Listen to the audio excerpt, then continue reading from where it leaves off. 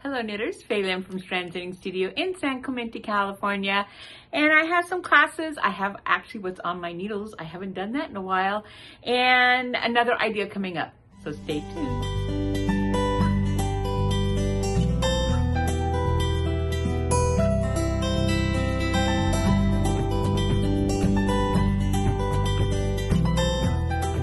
Okay, so this Saturday is the hat class, and it's from Saturday, so it's from 12 to 2, and it's this beautiful, beautiful hat.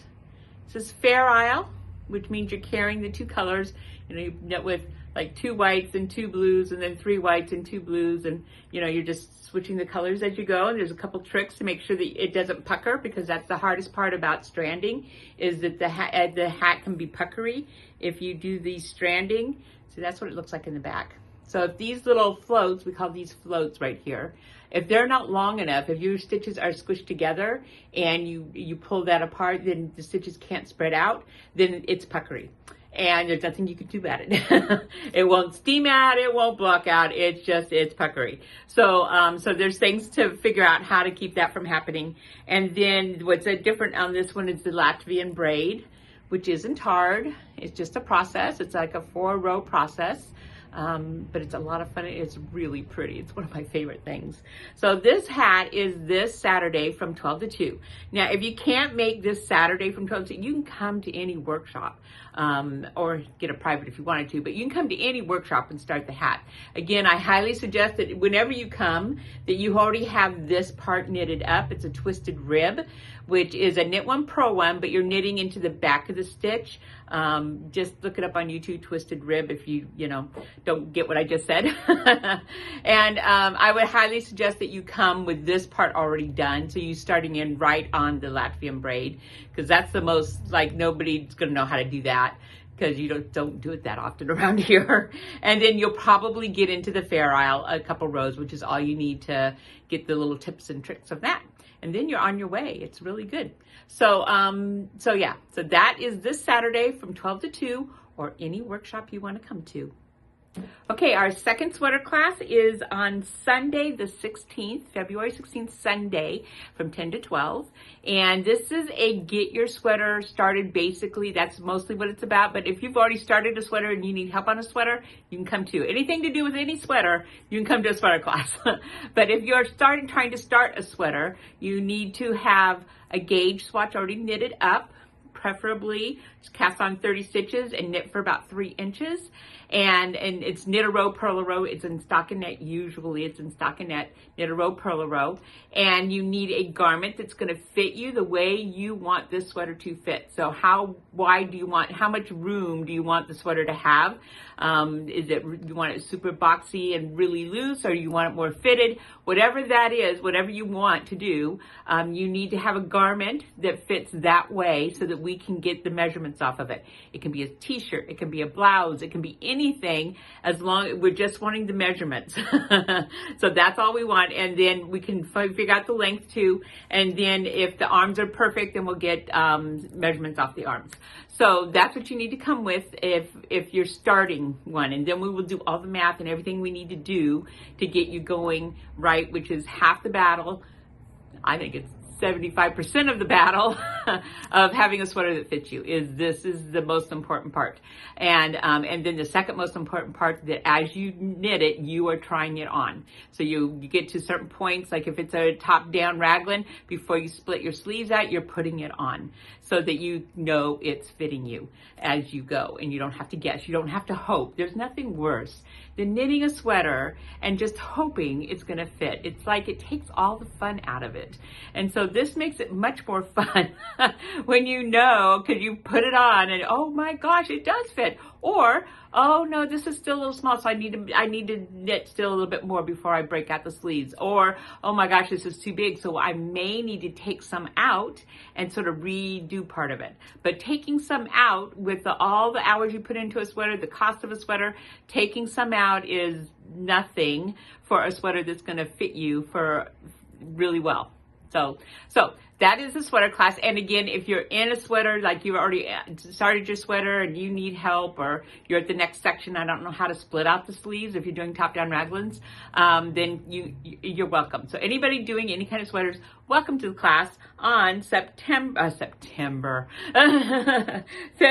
16th from 10 to 12.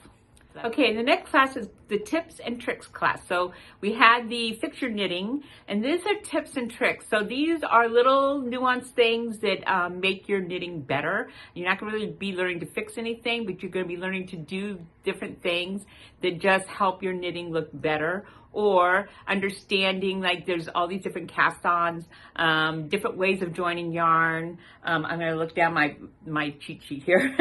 Blocking tricks to blocking, and different things I use to, how to get the beginning of the row looking really good, jogging, joining new yarns, increases and decreases, why you do the different ones, what they are and what they're doing. Different ways to use your needles, and especially if you have interchangeable needles. So there's all these like little tricks that just help everything be better. So that class is Saturday, February 22nd from 12 to 2. Okay, what's on my needles? Yay! So I'm making a shawl, and here's like part of what it looks like. Yes, it's turning out so pretty. So this is using earth fingering. So it's a fingering weight yarn. I think I've bumped my needles up. What am I on? I'm on a 5. If you're a tight knitter, a really tight knitter, you probably could do this on a 6. But the 5 is working perfect for me. It says on a 4, but the 5 is working perfectly for me. I like the way it feels drapey. I like that. So this is like a 6-part shawl. There's like 6 different sections to this shawl. The pattern has it broken out that way.